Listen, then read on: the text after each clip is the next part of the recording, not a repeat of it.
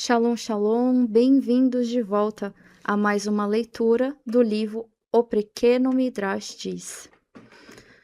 Hoje você vai acompanhar a leitura da segunda parashá do livro de Devarim, a parashá 45, Vaet Hanan. Eu sou Esther. Vamos começar a leitura? Uma importante parashá. Moshe começou falando sobre suas preces para entrar na terra acompanhando os judeus. Mas todas as suas tefilot foram recusadas, nem mesmo após a sua morte. Assim Hashem respondeu. Moshe repassou sabiamente com a nova geração. Em Vet Hanan está a parashá, os mandamentos dados no Har Sinai a toda a nação. Ele também ensinou que Hashem é um, o Shema. Ele continuou com a primeira parte do Shema, e tudo sobre Tefilim e Mezuzot, pôs-se a falar, enfatizando a mitzvah de estudar Torá, que se aplica a todos nós em qualquer lugar. Vet Hanan é repleta de informação, algumas familiares e outras novas. Veja bem, estude-a com grande concentração, pois, como você verá, ela se aplica a você também. Moshe implora para entrar em Eretz Israel. Moshe continuou com seu discurso. Quando eu bati na pedra, em Meir Merivá, Hashem jurou que eu não entraria na Terra Santa. Mais tarde, eu comecei a conquista de Eretz Israel, derrotando os gigantes de Shihon e Og, que governavam os Emorim a leste do Jordão. Eu pensei, se eu rezar para Hashem agora, talvez ele permita que eu conquiste o restante de Eretz Canã também. Grande e poderoso Deus, eu rezei. O Senhor jamais realizou tantos milagres através de uma pessoa como tem feito através de mim. O Senhor permitiu que eu trouxesse as pragas sobre o Egito e que abrisse o Yam Suf. O Senhor nos alimentou com mã e pássaros eslave no deserto. O propósito de todos esses milagres era levar o povo judeu a Eretz Israel. Como eu poderia começar um trabalho e não terminá-lo? Vamos tentar entender melhor os sentimentos de Moshe. Imagine que você esteja em uma festa de aniversário, onde no final você espera receber um presente. Mas quando a festa acaba, não há qualquer presente para você. A festa inteira foi estragada, porque o presente que você achou que receberia era a parte mais importante dela, e agora você não o terá. Moshe esperou sua vida inteira para entrar em Eretz Israel. Então ele ouviu de Hashem que morreria antes de entrar nela. Ele sentiu que perdera o grande presente, pelo qual esperara por toda a sua vida. Moshe continuou. Eu argumentei, por favor, Hashem, o Senhor pode anular seu decreto. Quando um rei muda de ideia, ele pode pedir aos seus ministros que concordem, mas o Senhor não precisa da permissão de ninguém para mudar a sua decisão. Em sua imensa misericórdia, por favor, me perdoe. Hashem respondeu, meu decreto não pode ser anulado, porque eu fiz um juramento. Eu rezei, mas Hashem, o Senhor pode anular um juramento. O Senhor não jurou depois do pecado do bezerro de ouro, que destruiria Bnei Israel? O Senhor, então, anulou seu juramento. Porque tenho que ter o mesmo destino que os espiões que falaram mal de Eretz Israel? Eles mereceram morrer no deserto, mas eu tenho louvado a Terra Santa por toda a minha vida. Moshe, Hashem respondeu, todos os homens de sua geração morreram no deserto. Você será enterrado com eles. Seu Zerut os protegerá. Eles precisam de você. Quando Mashiach chegar, eles ressuscitarão e você os levará para Eretz Israel. Das palavras de Hashem, eu soube que seria enterrado no deserto. Eu tinha esperança de que ao menos meus ossos seriam levados para Eretz Israel e enterrados lá. Agora entendi que nem isso será possível. Hashem, eu implorei, lembre-se o quanto me esforcei para encontrar o corpo de Yosef. Eu tirei o seu caixão do Egito. Por favor, permita-me ser enterrado em Eretz Israel, tal como eu tirei Yosef do Egito para ser enterrado ali. Não, Moshe, Hashem respondeu. Yosef sempre admitiu que era judeu.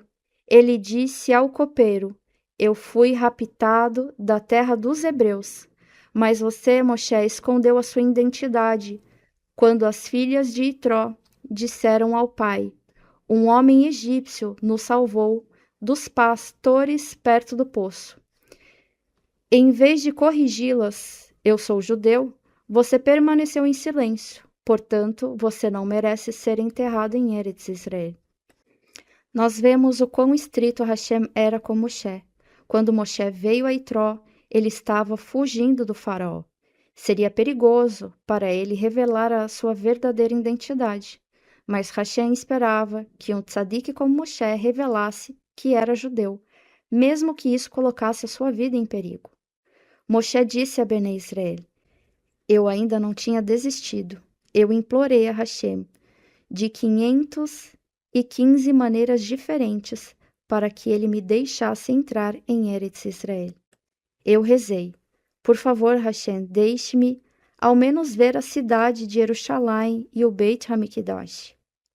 Basta, Hashem disse, não reze mais. As pessoas dirão que tem um coração duro por recusar suas tefilot e que você é muito teimoso por continuar argumentando. Eu sei que seu pecado é pequeno, mas se você é tão grande que deve ser punido mesmo por uma pequena transgressão, a recompensa que eu preparei para você no Olam Rabá é muito maior do que entrar em Eretz Israel. Diga a Yehoshua que ele marchará à frente de Bnei Israel e os liderará na guerra. No entanto, minhas tefilot alcançaram algo.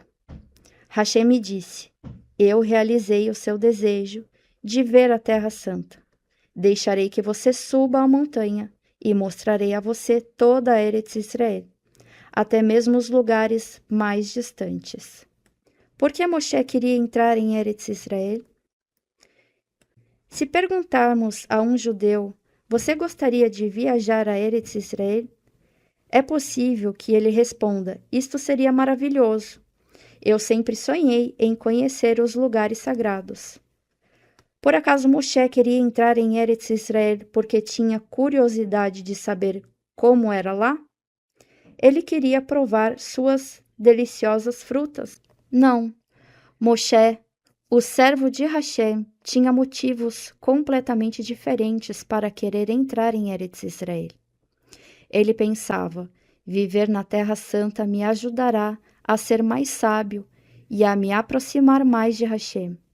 Além disso, há várias mitzvot que nunca pude cumprir, tal como cuidar de Shemitah ou separar terumot e masrot dos produtos agrícolas de Eretz Israel. Se ao menos eu pudesse cumprir essas mitzvot. Moshe não teve em mente nenhum prazer mundano quando rezou para Hashem. Seu desejo de entrar em Eretz Israel era somente pelo propósito de servir melhor a Hashem. Porque as tefilot de Moshe foram registradas para todas as gerações? Quando os judeus viram o quanto Moshe amava Eretz Israel, a terra se tornou muito preciosa aos seus olhos. Eles cumpriram as mitzvot mais cuidadosamente a fim de terem permissão de permanecer em Eretz Israel. Eles sabiam que se negligenciassem a Torá, eles seriam expulsos. É proibido acrescentar ou diminuir das mitzvot. Moshe começou a ensinar as mitzvot a Bnei Israel. Primeiramente, ele explicou uma regra básica. Quando você cumpre uma mitzvah, você pode querer torná-la ainda mais bela, acrescentando algo. Você pode pensar, neste Sukkot usarei não apenas um lulav e um etrog, como a Torá ordena, mas 2 de cada. Isso tornará a mitzvah ainda mais bonita. Ou um Cohen pode decidir, Hashem nos deu 3 pesukim, com os quais devemos abençoar Bnei Israel. Eu quero fazer mais que isso, então eu os abençoarei com 4 e o belo pasuk. E isso é proibido. Cada mitzvah deve ser cumprida exatamente como foi dada por Hashem. É proibido acrescentar ou diminuir alguma coisa da Torá. Observação. Sforno explica: não diminua nada de nenhuma mitzvah, afirmando que a razão para isso é que certa coisa não se aplica mais aos dias de hoje. Por exemplo, o judeu não pode argumentar que a Torá proíbe que façamos fogo no Shabat, porque no passado isso exigia muito trabalho. Mas hoje, quando podemos fazer isso simplesmente riscando um fósforo, não precisamos mais cumprir essa mitzvah. Isso é errado. Não conhecemos os significados ocultos das mitzvot. Todas as mitzvot são eternas e não podem ser mudadas. Certos grupos que se denotaram judeus conservativos e judeus reformistas transgridem várias mitzvot, porque afirmam que certas mitzvot não se aplicam hoje em dia. Infelizmente, os rabinos conservativos e reformistas desencaminham e iludem os seus seguidores, fazendo-os pensar que a Torá pode ser mudada. Eles ignoram um dos mandamentos básicos da Torá, cumprir cada mitzvah em todas as gerações, exatamente como Moshe ordenou. Um pai judeu, portanto, não pode mandar seu filho para uma escola conservativa ou reformista, visto que eles ensinam a agir de forma contrária à Torá. Você poderia perguntar, mas nossos Rachamim não acrescentaram mais leis àquelas ordenadas pela Torá? Isso é verdade, mas a Torá permite que estas leis sejam adicionadas porque elas são como cercas. Elas protegem as leis da Torá, impedindo que estas sejam transgredidas. Um dos reis judeus, Yarovam, desobedeceu esta lei de não fazer acréscimos à Torá. Uma história do livro dos Melachim, Reis. Yarovam inventa seus próprios Yamim Tovim. O rei Salomão se casou com várias mulheres não judias. Elas se tornaram judias à época do casamento, mas não eram leais à Torá. Quando Shlomo envelheceu, ficou difícil para ele controlar sua imensa família. Suas esposas começaram secretamente a servir a ídolos, como faziam quando eram jovens. Como o rei Shlomo não foi rigoroso em se livrar de todos os ídolos, Hashem ficou bravo e enviou um navio para dizer a Shlomo: eu dividirei o seu reino em 2. Somente 2 tribos, Yehudá e Benjamim, permanecerão em seu reino. Outro rei governará sobre as outras 10 tribos. No entanto, pelo mérito do seu grande pai Davi, isto somente acontecerá depois que você morrer. Quando Salomão morreu, seu filho, Rehavam, se tornou rei. Rehavam estabeleceu pesados impostos sobre o povo, e este se rebelou. 10 tribos escolheram para si um novo rei, que não pertencia à família do rei Davi. O seu nome era Yarovam. Somente 2 tribos permaneceram leais ao filho de Shlomo, Rehavam. Desta forma, as palavras de Hashem se concretizaram. O rei das 10 tribos, Yarovam, cumpria todas as leis da Torá. Certo dia, ele teve um pensamento assustador. Logo será o Yom Tov de Sukkot. Todos os homens judeus de meu reino, inclusive eu, iremos para o Beit HaMikdash. Como a lei diz que somente um membro da família do rei Davi pode se sentar na Azará, no pátio do Beit HaMikdash, Rehavam, o rei de Yehudá, recebera permissão de se sentar. Eu terei que ficar de pé junto das pessoas comuns. O povo não mais me tratará como o seu rei. Eles aceitarão Rehavam como soberano. Além disso, no Sukkot, depois do ano de Shemitah, o rei deve reunir todo o povo e ler a Torá para eles. Rehavam ficará sobre a plataforma e lerá a Torá, enquanto eu ficarei ouvindo como uma pessoa comum. Que vergonha! O povo não seguirá mais. Talvez até acabem me matando, como um traidor que enfrentou a família do rei Davi. O que posso fazer para evitar isso? Em seus ciúmes, pensou um plano perverso. Ele construiria o seu próprio templo e colocaria um bezerro de ouro lá dentro. Yarovam enviou mensageiros para todas as tribos, anunciando seu plano. Todas as tribos, exceto Shevet Dan, protestaram. Portanto, ele construiu o lugar de idolatria nas terras de Dan. Então, ele abrigou um segundo Shevet a concordar. Seus soldados construíram um segundo templo, com um bezerro de ouro, na cidade de Beit-El, nas terras do Shevet Efraim. Como você pode imaginar, muitos judeus ficaram assustados. O que este Rachá e Yarovam estava fazendo? Sempre que ele ouvia que alguém estava falando mal de seus templos, ele enviava 2 agitadores para ridicularizar a pessoa.